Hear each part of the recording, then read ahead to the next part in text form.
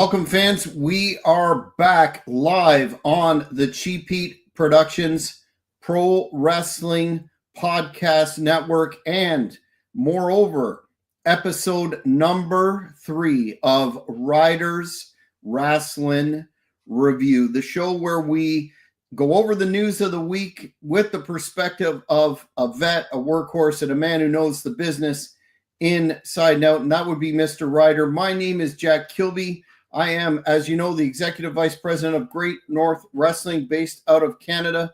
Morris Shortall, Mr. Cheap Heat himself, as I like to say, is off tonight, but we've got a lot of news to get into, Mr. Ryder, from top to bottom. It's been a heavy week, and it's kind of interesting because we're starting to see the build to Royal Rumble and WrestleMania happen. But before we get into all of that good stuff, I wanted to mention you are going to be there as a participant with myself, probably watching my back because I need some backup there in Philly with those disgusting ingrate fans of the ECW arena for the Tri-State Wrestling Alliance One and Done show, where my man Hannibal the Death Dealer will be ending the career once and for all of that luchador legend himself. I got to give credit where credit's due. That would be ECW legend Super Crazy. But today, this morning, Chubby Dudley. Now, despite what I think of Chubby Dudley double-crossing myself and Hannibal with the stipulation, or I should say lack of, in our match against Super Crazy, he dropped a absolutely huge and truly, no hyperbole there, announcement when he announced that Nature Boy Ric Flair has been confirmed to be an official guest of WrestleCon, the big fan fest before TNA One and Done on May the 3rd in the ECW arena in Philly. And there's a lot of history there. Joel Goodhart, the creator, founder, godfather of Tri-State, was close to bringing in Ric Flair to face Buddy Rogers in that period of time when he was between WCW and WWF in the 90s, and unfortunately it didn't happen, but Flair will be there at WrestleCon. What are your thoughts of Mr. Flair's booking there? Nothing would give me greater pleasure, and I don't care how old he is. I don't care, and neither does Rick. If Rick wants to mouth off to me like he did in Penn State, I will smack Ric Flair around in front of that entire arena with a smile on my face. So if Ric Flair has one more left in him, there's a 6'3", 260-pound Philadelphian that would be more than happy to obligate an ass kicking on his ass. Well, you know, that's it's funny you mentioned that because, you know, he's vacillated back and forth over recent weeks alone, saying, you know what, I've got at least another one left in me. I don't, and I do, and et cetera, et cetera. But my guess would be that he's gonna bring his boots, so to speak. For the fans that may not have heard that encounter between yourself and Flair, why don't you lay that out for them now? Well, the first time I met Ric Flair, I will say it was the most flattering moment of my career. I actually was visiting WCW at the Spectrum because I was going to jump. And Ric Flair, who I had never met in my entire life at this point, I was talking to Chris Candido and Tammy Sitch. And who was the obnoxious Hart? Gary Hart, not Greg Hart. What was the Hart one? The kid that got in a fight with CM Punk at TNA. Oh, Teddy Hart. Teddy Hart. I think Teddy Hart was sitting behind me when this happened. And Flair walked all the way across the arena. He knew my real name, my wife's name. He knew everything about me. I was very flattered. Very nice guy at the time. As he came back to WWE, the real Ric Flair showed up. And I can tell you, there's a certain vampire that I'm very good friends with that I won't mention his name. He can have his own time on this one. He's not a big fan of Ric Flair either. Mm-hmm. And because of that, I'm not a big fan of Ric Flair. Ric Flair has a tendency to go well beyond. His mouth has a tendency to go well beyond what his body is capable of. Mm-hmm. So if Ric Flair has something he'd like to say to me in Philly, it better be, I'm sorry I was acting like an asshole. Mm-hmm. Otherwise, it may be my time to be an asshole. Well, it's just another in a series of legends that are signed to appear at WrestleCon, and I'm talking Missy Hyatt, the Rock and Roll Express, Doug Gilbert, Tommy Wildfire Rich, Sabu, who I guess is put out there that he is having his final match in 2025 against Joey Janela at that card that Janela puts on. I think it's called Spring Break. Sandman will be there. Shane Douglas will be there. I'm probably forgetting a whole. And Bill Apter will be the host of the event as well. So Legend. I'm missing many, I'm sure, but it's going to be without a doubt, and again, without any form of exaggeration, that's going to be the event of the year, the independent event of the year, and probably the wrestling event of the year that folks are going to talk about for a long time to come. So if you haven't already, check out 2300arena.com and get those tickets early. The WrestleCon tickets are available for sale there, as well as the event itself. And for those of us that live in Canada, you're going to want to make that trip, especially if you're on Ontario, Eastern Ontario. It's a short drive to Philly.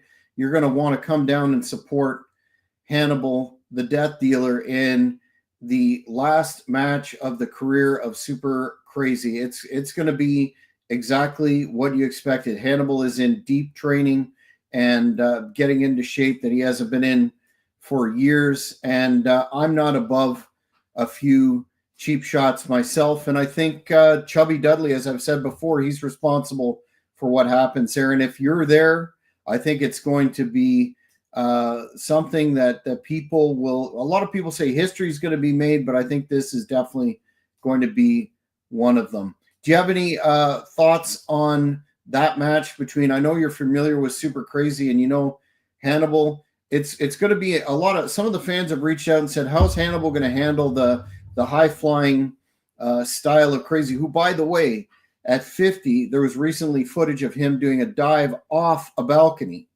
onto some folks on the floor. He has not lost a step, to say the least. How do you see that match going? Well, I mean, you got to ground Super Crazy because he doesn't care. You know, I'm going to give him props. I saw the dive off the balcony, and let's compare him to another 50-year-old Edge. So Edge did a 12-foot dive and broke his leg. Super Crazy, what was it, 20 feet, a little higher?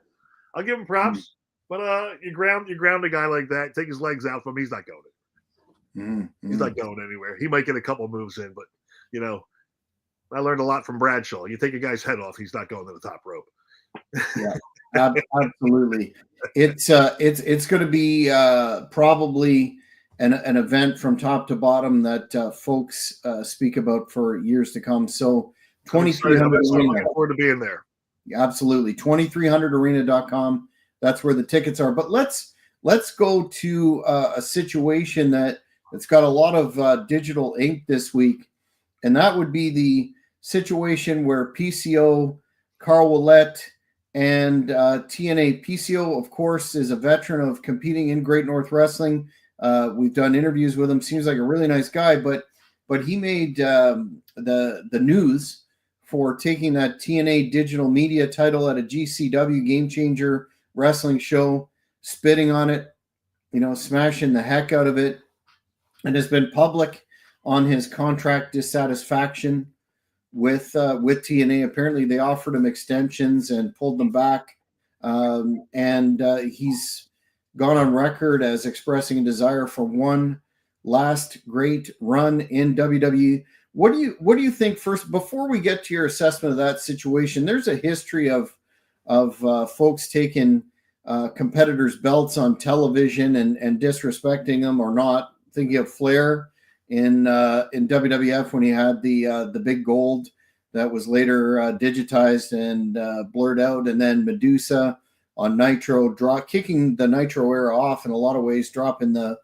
WWF Women's title into garbage can. And even before that, Lawler, when he had his falling out with Vern Gagne after the Super Clash pay-per-view, and the AWA World title and WCW titles were unified. He was on TV with that, despite not having the sanction anymore. What do you think of that sort of behavior for a wrestler to do that.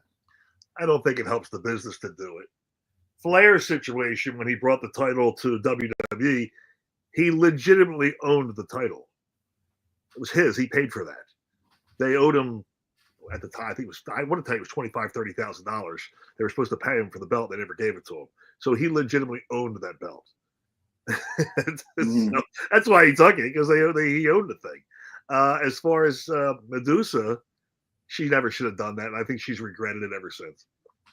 It was not a good look for her, and it certainly wasn't a good look for women's wrestling, because no one cared about it. Mm-hmm. And they didn't care about it was WWE. They didn't care about it after WCW got a women's champion. They didn't care. As far as the other ones, I don't know too much about them. Jerry Lawler, I think everything with him was a work. PCO, what he did, I guess he was backstage, right? Let's walk through this. And he was thinking, how can I stay relevant? Now, I've met with him. I've ridden in a car with him. That Chris Daniels and I believe was OVW. We're with him, and he is a hell of a nice guy. But he's 60 years old. What is he expecting this great run to be? Right? You're going to get in there with who? Dolph Ziggler and have a great run? You're 60 years old. So whatever happened when they pulled back the contract, I would bet it's his fault. Take what you're given, be blessed that you have it, and move on. And this is why, when I was there, I knew it's only a TV show. Have a backup plan. This is why I have a $100,000 truck and 4 Harley Davidsons. And I'm still relevant in the business to the best I can. We can't all be Edge and John Cena, right? Some of these guys just can't let go. I feel bad for him because I think he thought that was a great idea. But if that's how you want to end your career, he did it. What about the company itself? And that's kind of a deeper layer of this controversy. They GCW, if you see the promo, they have officials trying to grab him, take the mic out of his hand. I don't think it's a really good look for them to, and they're of course saying, oh, we had no idea that this was going to happen, yet the TV shots got everything, et cetera, et cetera. What do you think of a company, trying to kayfabe the public and yet seemingly orchestrate something like this? Well, that's happened a million times, right? And I got to tell you, I think the Montreal Screwjob was a work too. To this day, yeah, you're not alone. Best work in history, and it was a genius. They'll never admit it, but I'm pretty sure it was. Bad angle? Do you think it's a bad angle? I don't think it's a bad. I think he actually did that, and they're claiming that wasn't the real belt. You had some guy in the ring trying to calm him down. If it was an angle, it was a very bad angle. If it was not an angle, it was a very bad decision because it didn't play well, regardless of what it is. And either way, again, you're 60. Like, you're not Ric Flair. Trying to move on, bro. Sorry. Well, and it's ironic that he wanted to run back in WWE because of their new relationship with TNA. That doesn't look very promising. And I guess AEW is, for political reasons as well, is not really on the table for him either. So he may have painted himself into a bit of a corner there. Well, let's say it's real. Let's say that this was a real event and he did this. Why would anyone ever put a belt on him again? What run do you think you're going to have if you disrespected the one you had? As you're a champion, I don't care what you can be, the 24/7 champion. Doesn't matter. You're not getting it unless you respect it. And you take care of it, and you show up, and you're on time, and you don't do stupid things like that. Yeah. That's how you get it. That's a good point. The only possible exception to that would be when Shane Douglas famously defeated Too Cold Scorpio in that NWA World Title Tournament and threw the belt down and had that famous promo that I could probably go word for word on, where he declared, the new era of the Extreme. And that apparently was, maybe you know this a lot better than I do, given your connections in that hometown, that apparently was a legit double cross on Dennis Carluzzo. Shoot, Dennis Carluzzo. Yeah.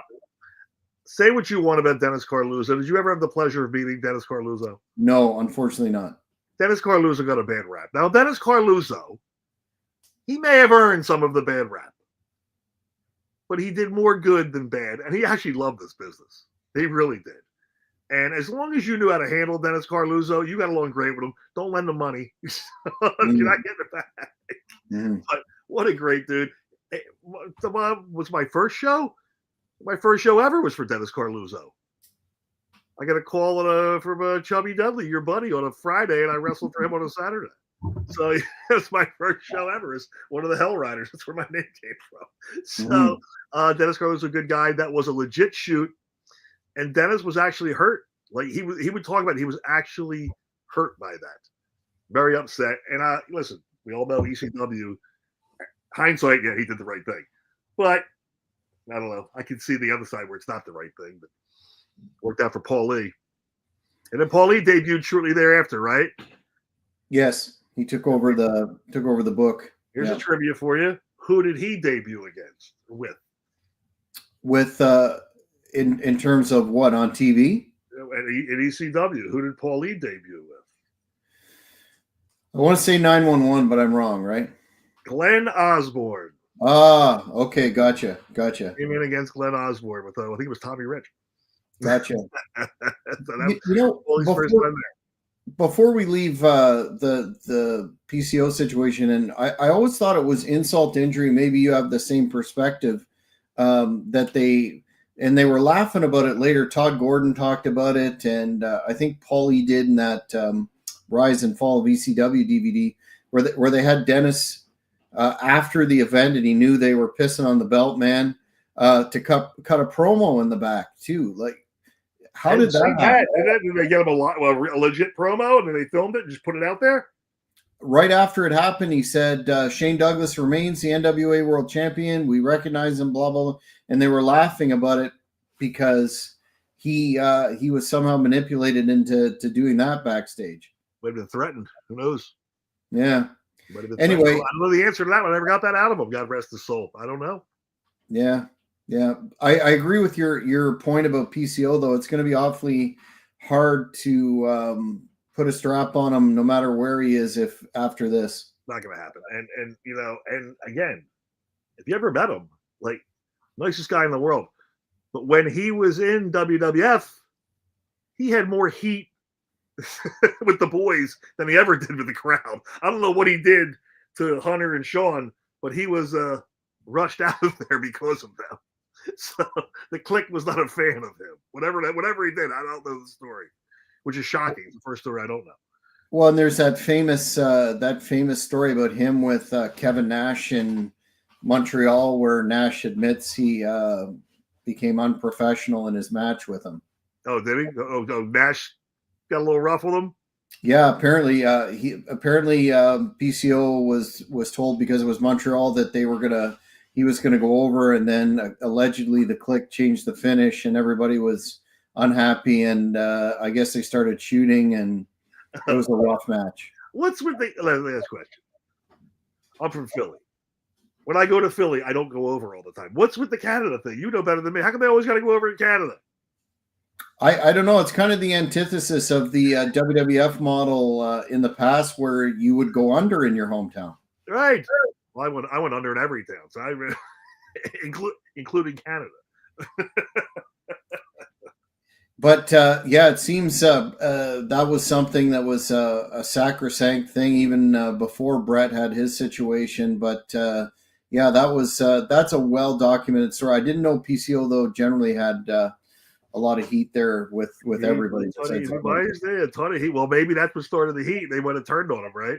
Mm-hmm. So that was my understanding. That's why I said I didn't know the story. He was a hell of a nice guy to me, Daniel. So I thought he was an alright guy, but I didn't ask him. Well, we wish him well. I'm sure he'll have no problem, maintaining his bookings on the indie scene. He came back after that about 5-year layoff to ROH and had a renaissance with the new Frankenstein-like character, and he seems to be, despite being 59, 60, as you said, he seems to be his body seems to be holding up. So I guess more power to him. Next story is interesting. Again, in vein of, was this something that was, some of the fans I've seen are speculating about CM Punk's comments about Hulk Hogan in the Royal Rumble during this past Raw. There was an interview and he cut a promo where he said, for whatever reason, he brought up Hogan and said that he would throw Hogan's dusty ass over the top rope and kill Hulkamania once and for all. My skull cap's not cooperating here. See what's happening to me here? Let me fix this. Oh, God, I can't leave that off. I was like, you got to have a kiwi up there. That'll work for you. Yeah. All right, there we go. I was having a bad hair day.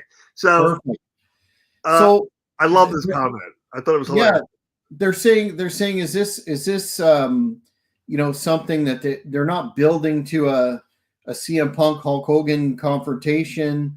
And then other people have speculated, is this something that Triple H threw in there to get Hulk Hogan buried and taken off that face of the Real American Beer? What do you make of all of it? Well, how's he going to take him off the beer? It's Hogan's beer, and doesn't Hogan own the beer?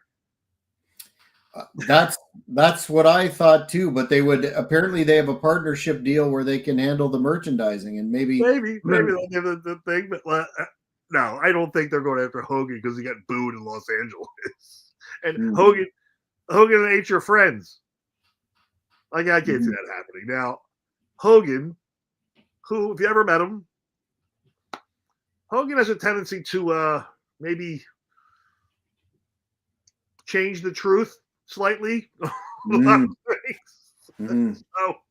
maybe he doesn't own the beer that he says he owns. I don't know. But no, Punk did that. I got a kick out. I thought it was funny. And it was probably an inside joke with Punk and Hogan. Yeah, some of them are speculating that they're trying to turn Hogan heel, so that I guess he's been confirmed for the next Saturday night's main event. So but it's in Texas, so I don't really understand the logic there. But he'll come out in the NWO black and white. And wasn't that one of my spoilers? Wasn't that one of my spoilers? Yeah. Do you still think that? Yeah, I hope so. We'll sell another 2 million shirts. But it seems a little ridiculous. Like some of the speculation that they're looking to get another WWE superstar for the beer. I've heard like Sergeant Slaughter, Otis. Who do you think would fit that? And not Austin, because he has his own beer, right? So the current roster, who can do it? Yeah. On the current roster, who can support the beer? Going to be Drew McIntyre. That would be a good choice, right? Gotta be Drew. Gotta be big. But again, that essential problem remains that it's Hulk Hogan's Real American Beer. So anyway, it's an interesting. Oh yeah, it's an Irish boy. You can't have him or Scottish boy. You can't have him doing Real American Beer. Well, you have to bring Kurt Angle back for it. Speaking of Kurt Angle, good segue. Speculation is running rampant online that he is going to be assigned to AEW to be part of the feud between MJF and Jeff Jarrett, especially after MJF mentioned him in the promo about his I guess Karen and then his balls or whatever he said along those lines. I heard the line. What do you think of that? The chances are of that. Well, Kurt Angle he'll take the payday. I don't know if Jeff Jarrett wants Kurt Angle to get in the ring with him. Kurt Angle's banged up, but he'll make a man out of you real quick. I don't care how hurt he is. Kurt's not going to wrestle. He's too injured. I mean, he's really bad. He's really hurt. He did things that just no human being should be able to do and somehow walked away. No, he's not going to wrestle. He might show up, but I would find it hard to believe that he gets in the ring again. Well, he did say in reference to the John Cena retirement tour, he said he would love to wrestle John Cena. There's nobody that wants to wrestle more for his retirement match than him, given the respect that he has for him, but he just can't do it. He says, because if I get in the ring and I start beating myself up, I'll never heal. Yeah, he said I could just walk in there cold and have a match with him, but I'd probably regret it when I was done. And he said, you know what, I really, in hindsight, should have stopped wrestling 10 years earlier. So, yeah, that doesn't seem like that he would get in the ring for AEW. Now, why would he bother? Look, he's already seen Edge get hurt.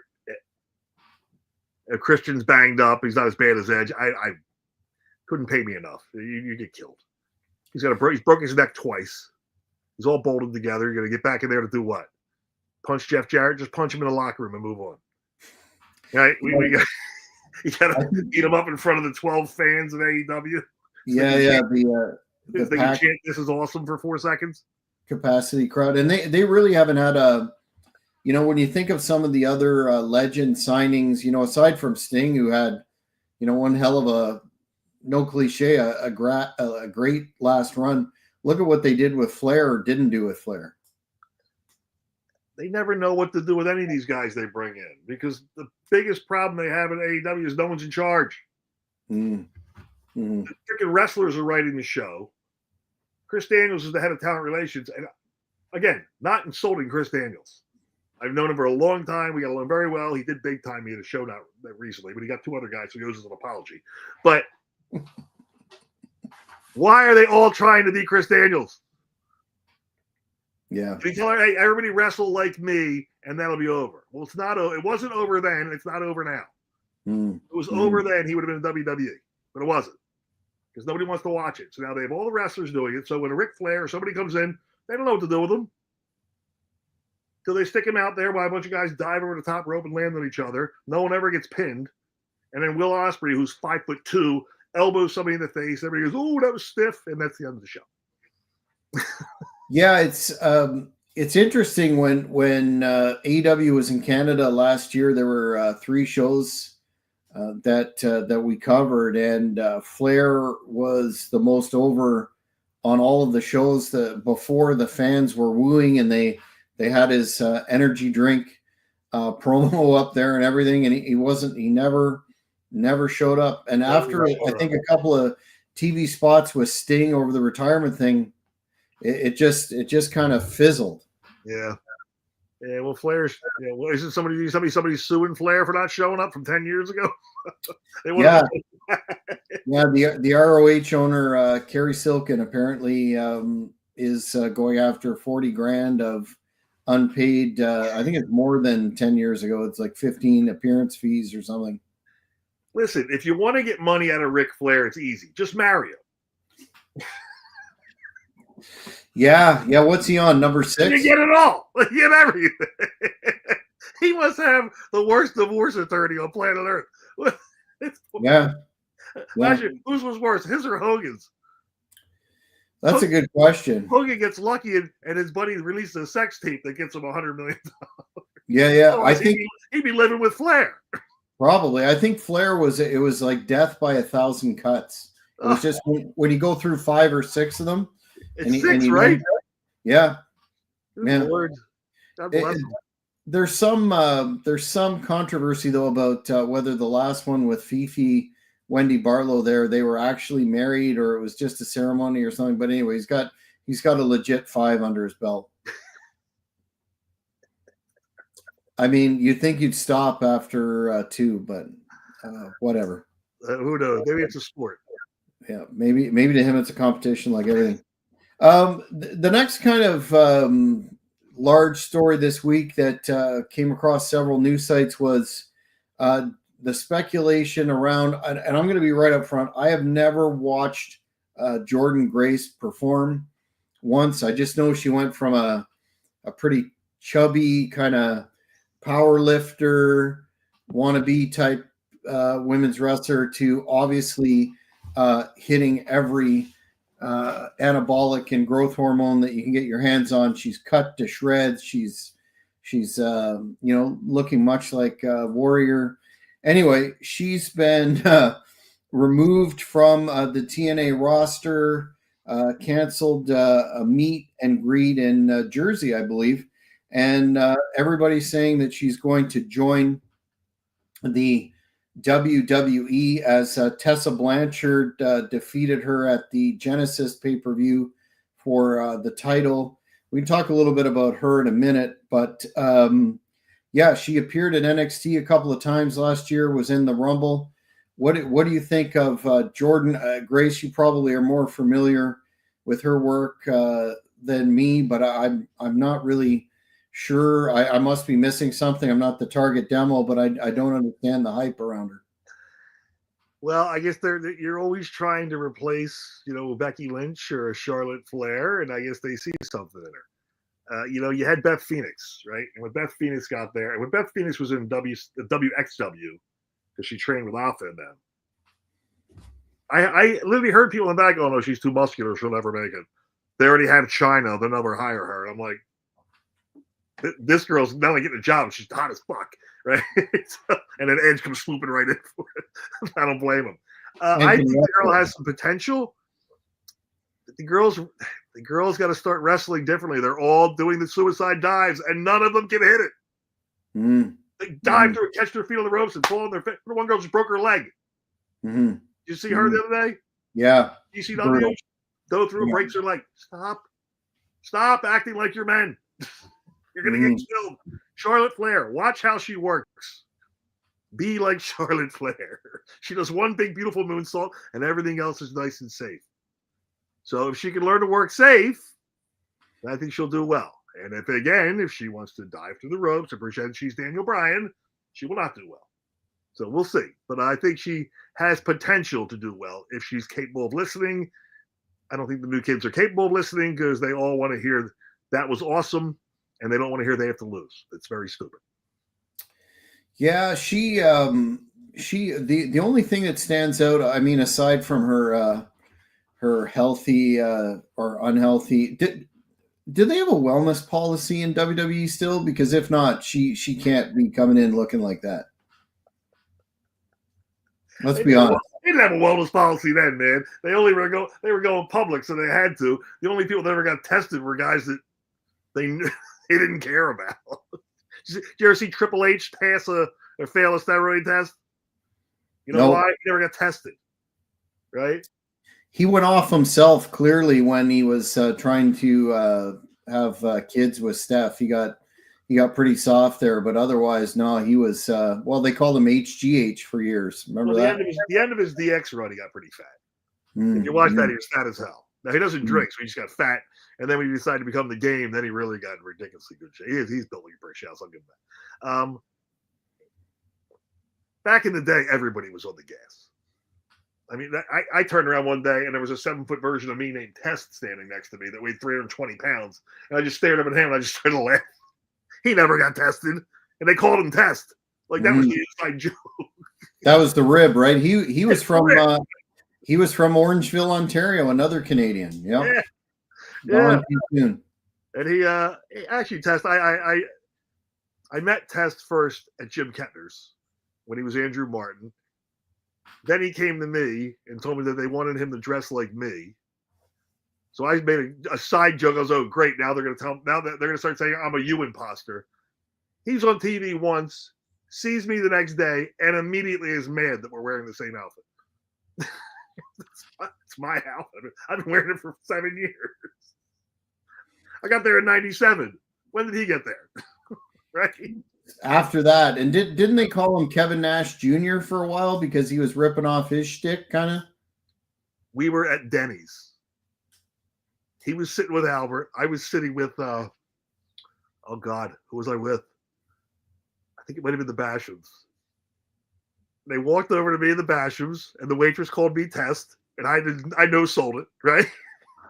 And he's getting mad. He's over there mad about it. And then she walked over, and she says, Mr. Nash, can I take your order? He's so fucking pissed off. And then I got pulled over on the way to the Meadowlands one time, right? And I was right around the corner, and the cop pulled me over, and he's talking to me, and he's like, are you who I think you are? And I'm like, maybe. And then I'll talk about it. I'm like, fuck, who's he think I am? I know who he thinks I am. So he's, oh, listen, man. I forget what I guess I was speeding. So he was cool, and he asked for an 8x10. So I grabbed one, and I wrote Test on it and gave it to him. Oh, he gives me a big hug. I was like, if I write Ryder, I'm getting a fucking ticket. There's no way. Thank you, Test. There you go. And then Cornette was hysterical. That's tremendous.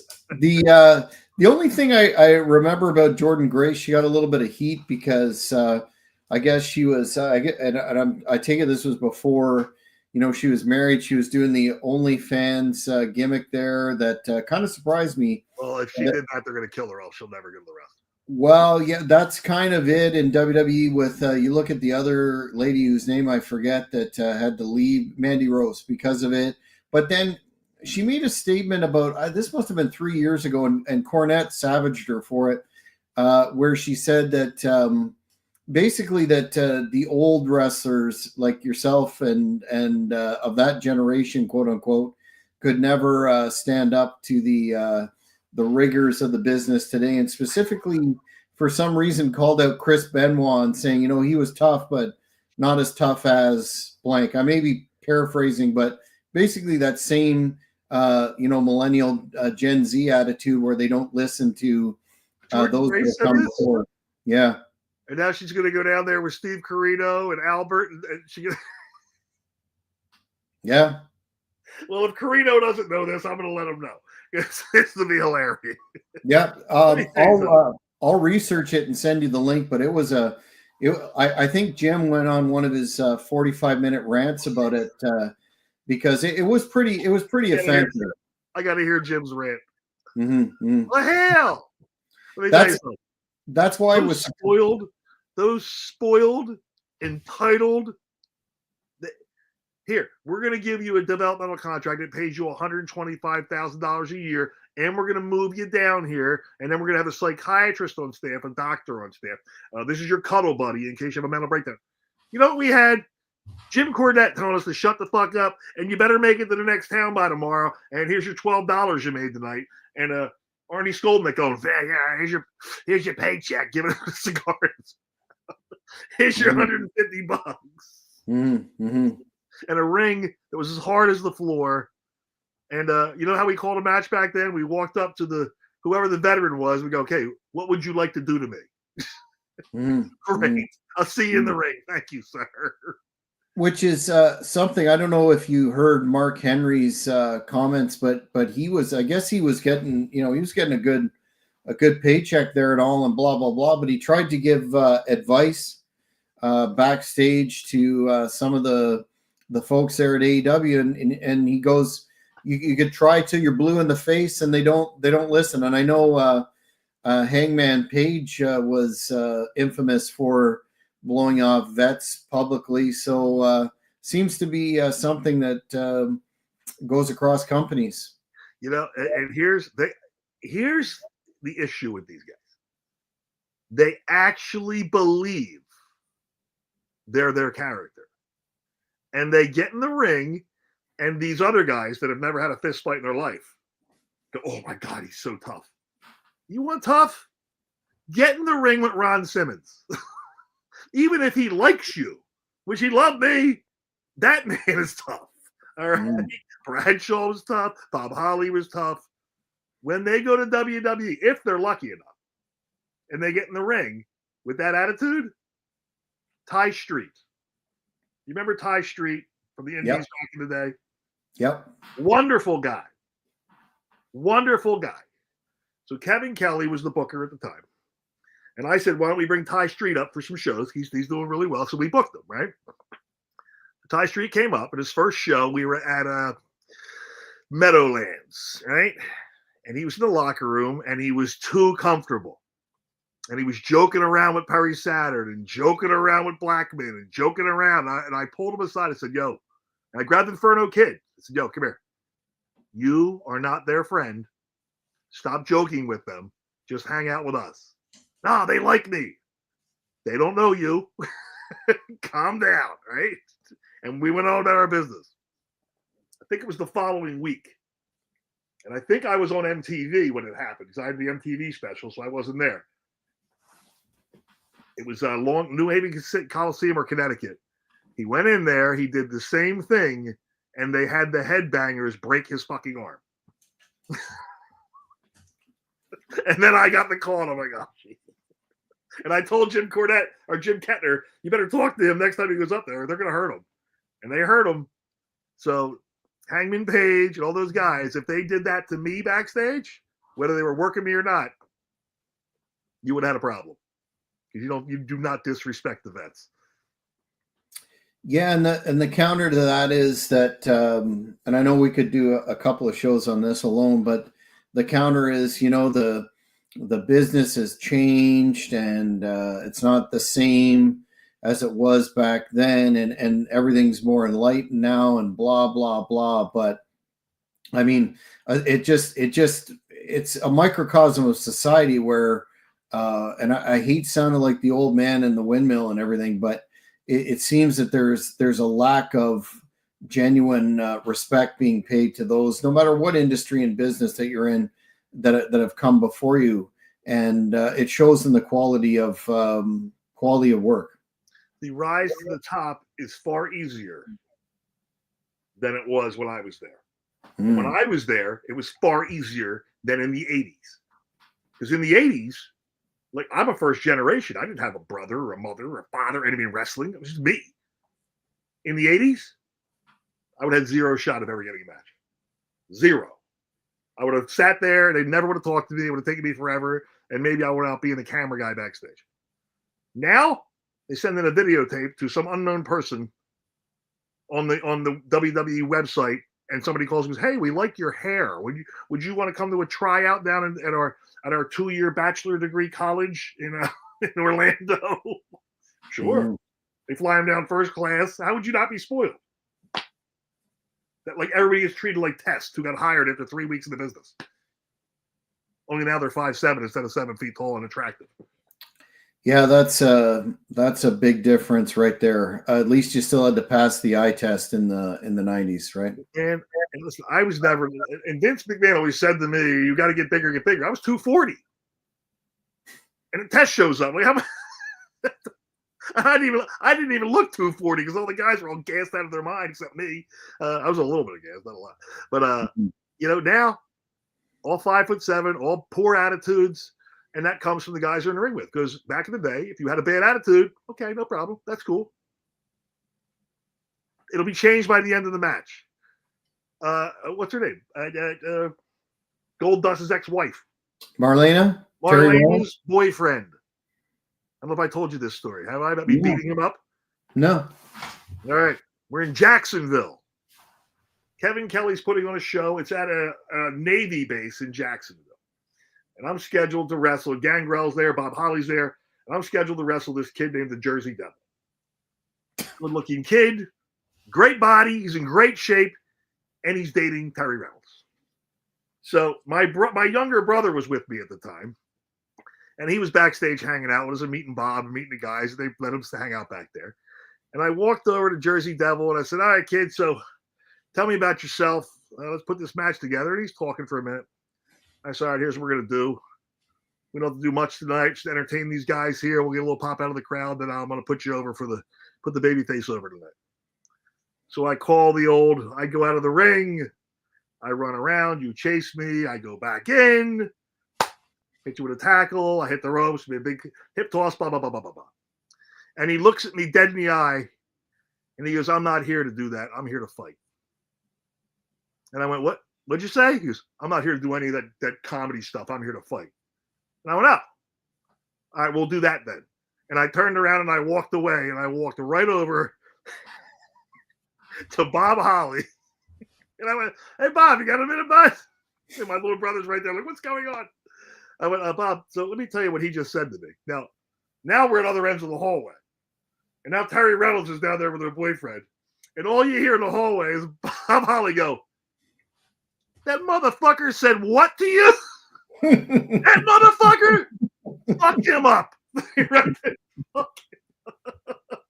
So needless to say, the match did not go the way the Jersey Devil wanted it to go. And he got in the back. Man, I chopped that kid in his face, his back. Dude, he looked like just a walking handprint. Like, and Bob Holly, he's walking back, and Bob's like, "Huh? Learn a lesson? You learn a lesson? You learn a lesson?" And then he sat down. And then the kid comes in and he sits down next to Gangrel of all people. And Gangrel's just like, go, What happened to you?" "Oh, Ryder, looks like Ryder stiffed the shit out of you." He's all beat. And I still laid down for him, little prick. Did he come back? No. I saw him probably a year later. He got backstage in Philadelphia, at the first Union Center, but he wasn't on the show because I was there. That wouldn't happen. He clearly had heat. So, but that's kind of like the attitude that goes now. I'm not here to entertain. I'm here to make myself look good. Okay, no problem, bro. Yeah, and it's just indicative of a lack of respect. I deal with it in my career with these new folks coming in, no respect for the vets, and it instead of having that knowledge transfer and developing true skills and abilities, you just go, okay, have at her, pal, and then this is what happens: failure. They're all the greatest of all time. Their attitudes, they're all CM Punk. Yeah, I got to tell you, I think they watch CM Punk and think he acts like that in real life. Yeah. He's actually the nicest, like comic book quiet guy, very polite. He's actually not an asshole at all. Well, like you said, some have a hard time separating the character from the real person. Here's an interesting story, and I know you are familiar with the Hardys. Jeff Hardy recently said that when they were asking about how long he's going to wrestle, he said, "I'm still here. I have life. I feel good." He's been blessed with recovering from some of the issues that he had, and that he's going to wrestle until he can't wrestle anymore. But here's the part I wanted to get your thoughts on. He said, and I don't know about this. I know he was a big draw, and I know he's an exciting guy. I personally like some of the stuff he did in TNA a lot more, like with Abyss. I saw those live a couple of times, and my God, those were bangers. But he says, somebody asked him if he thought he'd still be wrestling at his age, and I guess he's about 50 now. He said, the way I was living life in my 20s and 30s, if I was living the life I was living now, oh my gosh, I'd probably be bigger than John Cena today. I was born with such a gift to be a pro wrestler, and it just felt so natural, and I was totally created to do this thing. Do you think he would have been bigger than John Cena? No one could be bigger than John Cena. John Cena is larger than life. But I'll give Jeff credit, and I've known the Hardys since I got in, and known a very long time. Last time I saw Jeff, he was so fucked up at the Philly airport he didn't even recognize me, so I just walked away. But I'm glad he's turned the corner. I'm glad he's doing well. He was so over, it was disgusting. When they gave him his run of the title, he could have been one of the greats, and he just let his demons ruin it, man. But he had fun. We were in Penn State one time, and we went to a party after the show, and he had sex with two girls on the top of a tree like 40 feet up. So he had fun. On top of a tree? Oh, yeah. He climbed up a tree like 30 or 40 feet with two girls and had sex with them on top of the tree. Really? Did he bring them up too? Yeah, they were up there. Well, I can't do it from the top of the tree down. Wow. Oh, he's too cold Scorpio. Wow. Yes, I got you there. He's too cold. My little bit. But no, so he lived a good life there, Jeff Hardy. We had a lot of fun hanging out. He was funny as hell. But listen, sometimes you can control it. You know when to stop, and some guys don't know when to stop.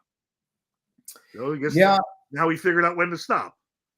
Yeah, it's to me, it's given the style that he and his brother both worked, especially those TLC matches with the Dudleys and Edge and Christian, and some of the bumps. I remember WrestleMania, I want to say 27 in Detroit, 2007. I was there live. He was in the ladder match where Mr. Kennedy went over. Speaking of blown potential there, I guess. And he did a swanton and went through or somebody came off on him or something through a ladder. And I know the ladder's gimmicked and everything, but I was like, he was getting older at that point too, and he still seems to be pretty mobile. So I don't know what they did they certainly didn't protect their bodies, and we've seen people banged up for far less. Listen, Lord knows I'm banged up, and I've taken, when I was there, and Jeff and I wouldn't say we had the same parallel careers, but we would try and out bump each other. So if you watch my bumps, we were always trying to who can take the highest heel, who can take the highest bump. I didn't get in those ladder matches, but I would have done the same stupid stuff. But he's still walking around. I don't think has he had many surgeries? I don't even think he has. I don't think either one of the Hardys has had a whole lot of surgeries. I think Matt had some back problems and maybe some knees, but yeah, not as much as you would think both of them would have given their style. Jeff was the daredevil. Matt was a pretty safe wrestler. I know Matt really got hurt dropping a leg. Went on an edge. I think he did a leg drop off the top of a cage, which was a terrible idea. Yes. For the 10,000 people that saw it live, and then the one person that remembers it now, me. I think that really did him in. Mm-hmm. Yeah, so it's landing on those ladders probably didn't do the damage. It was the leg drops that threw you in apparently. Well, there's a hope that they'll get a last run back in WWE, and I think their last return to WWE was very, very well received. I think they could get a good solid 6 months out of it, but we'll have to see. Have you seen the complaining online about the Netflix pay increase or the fee increase? Apparently, I haven't, and I got to tell you, it increased by like $1, right? It's like $1. So $2. One is going from $15.49 to $17.99, and then another one, the premium tier, is going up $2, and they're blaming WWE. Some folks. Hey, I feel like I should have a business class here every week. We give this. Okay, so the more money you pay out, that means you have to bring in more money to cover said output. So if they're going to pay WWE $500 million, they need to make back $1.5 billion to do that. Why do people? Yeah. This is why they got to bring civics and stuff back into high school. Now, right? thinking in economics. Every time an employee wants a raise, where do they think the money comes from? Right? If you want to make $20 an hour, like if they want minimum wage of $20 an hour, that's why McDonald's now has kiosks to lower their labor rate. Yeah. and look at what that has done to fast food in the United States. It's it's out of this world, especially in look at California, how many outlets have closed. Oh, they're done. It's over. There'll be nothing left but Wawa and Chick-fil-A. Yeah. It seems to me to be basic economics, but there's still a lot of resentment over that for some reason. How come everything else can go up, but the $2 on that you're mad about? Yeah. Gas is $4 a gallon. Like if that goes to $2, that'll save you on the Netflix, bro. Yeah. It's always interesting what people seem to get the most upset about. We won't even talk about gas in Canada. They will willingly give their money to the federal government. Yeah, that's Netflix, a private-owned company. How dare you try and make a profit? Screw that, business and pay your employees more. Give them health insurance. The final story this week. It's too bad Morris is off, but wanted to get your thoughts on. It seems to me that Europe and especially Ireland is experiencing a growth as a real purveyor of top-notch talent. We could go through the names that are currently on the WWE roster, but they're set to do a tryout in March in the UK, and especially for European talent. It's going to be held in London, and there's some UK indie names that are apparently big on there that I don't know, but I'm sure Morris would have. They're saying that the quality of organizations such as WXW, OTT, and Progress have resulted in this reemphasis. Now, I know they had that NXT Europe version that provided the world with Walter, Gunther, whatever his name is, and Pete Dunne and others, and then they kind of gave up on it. But what do you think the prospects are of establishing a real bona fide feeder system out of Europe? Because again, Morris will tell you this, how hot the product is in Ireland. Well, part of the reason why they got rid of that, I believe, was because of COVID, right? And the other part was the passports and visas. It was very tough because they couldn't stay. They could come here for 90 days and they had to leave, right? So I would bet they're going to establish another one over there, especially now that UFC is involved. And I know that Conor McGregor is going to run for president of Ireland, so we may all want it moving there someday. Interesting. They got an announcement the other day. So I would imagine that Gunther and Sheamus know an awful lot of people over there. I would assume that they would like to go home more often. So I would think they will probably be over there.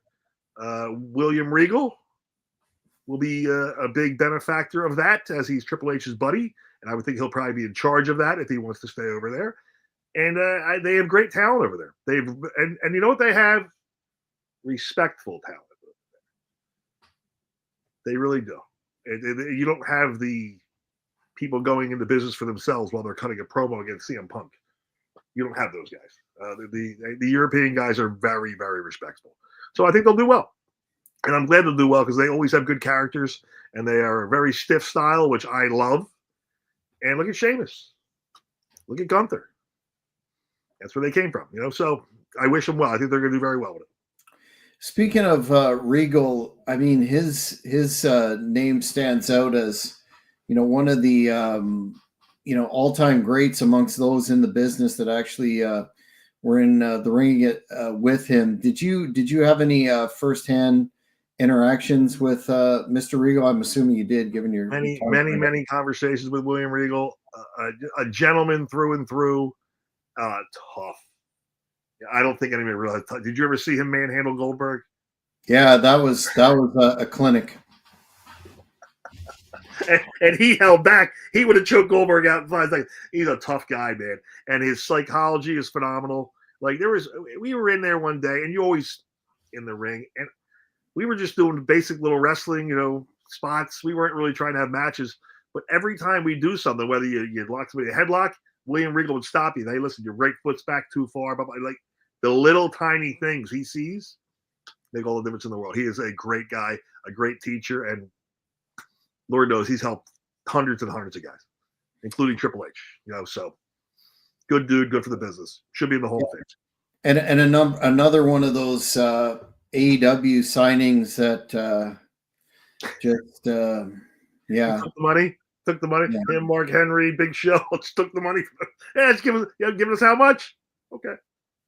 And actually got special permission to get out of his contract early, I guess. And kudos to him. He was getting paid for sure there, and saw what was happening there. That lack of discipline or respect, and got out. When I heard that he, it was a given that he'd get back with WWE in the system, but to walk away from that after 6 months, it's not all about the money, man. He I'm sure he did that because he wanted to give back to the business. Now the money's a factor, right? But don't make the money your decision, because the money isn't going to make you happy, right? I've made less money doing happier things than I'm doing now, and I do well, right? If I go back to those things I enjoyed, I'd do them in a heartbeat. Absolutely. What about in terms of great European? I just wanted to get your thoughts since it popped into my mind. What about Fit Finlay? So Fit Finlay was one of the agents on my match with Nathan Jones. And it was my only real interaction with him. Another tough son of a gun, but he's the reason that the women's division during the Attitude Era was so good. Period. He's responsible for Trish, Lita, and the rest of them, all of them. He was unbelievable with him. He took that division and made it something. Where is he now? Is he still there? I don't even know. I don't know. I thought I read somewhere that he was released, but I'm sure if he is that he would fit into that picture. If he's not there, they should bring him back immediately. Put him with the women's division, and he can fix it. Yeah, and he had a really great late run as himself there with the My Name is Finley and I Like to Fight. Good, He right? and yeah, he and Benoit. Shlaley with him, right? Yeah, he and Benoit had some real amazing matches during that time frame too. Mm-hmm. So, yeah, it's exciting for Ireland. They're drawing, their independent wrestling scene is drawing much more than ours, and seems like they're going to have a bright future. That's great. It's good. And listen, anywhere that it draws is good for the business. It's a global thing now with Netflix, and they're going to be doing a lot more European tours. I assume Asia, and I would bet you Russia coming soon. You watch.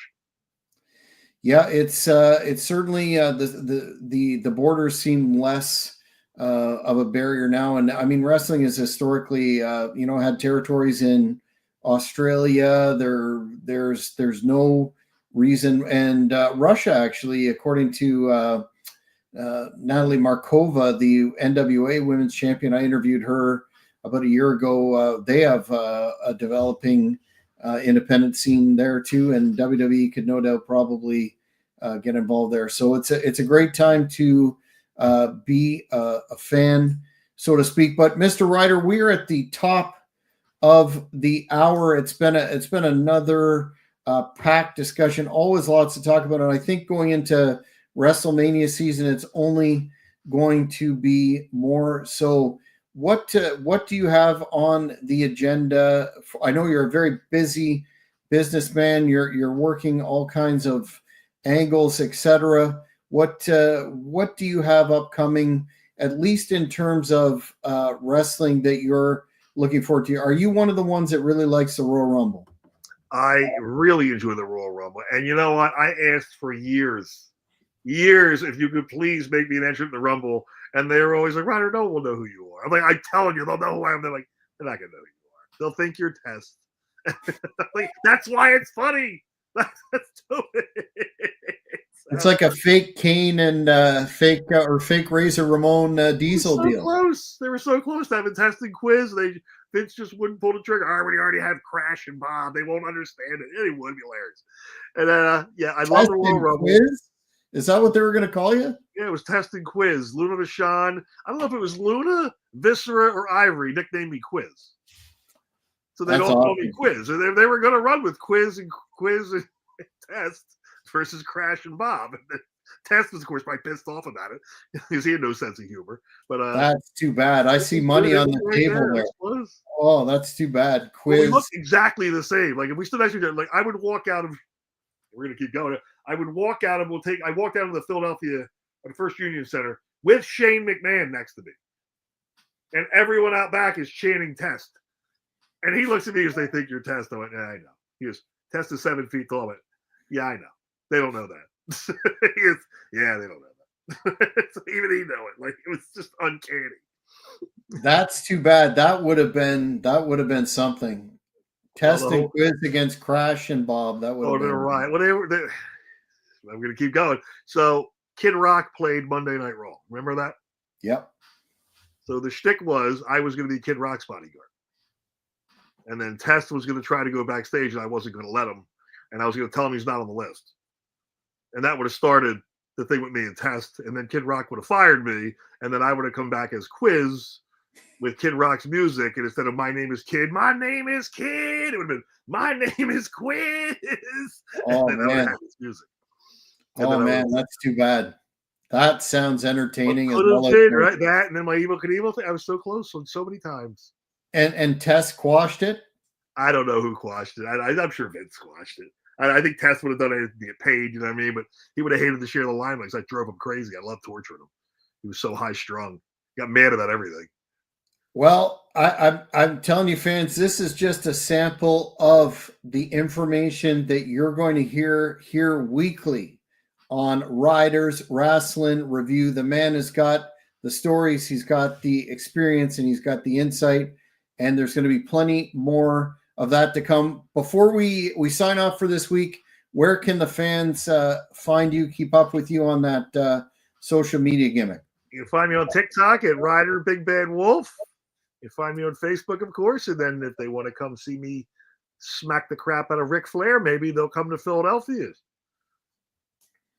Well, I would encourage all the fans watching this to absolutely get your tickets for Tri-State Wrestling Alliance One and Done at the 2300arena.com. There's going to be all kinds of surprises, and maybe we will finally see the last match of Ric Flair against Quiz.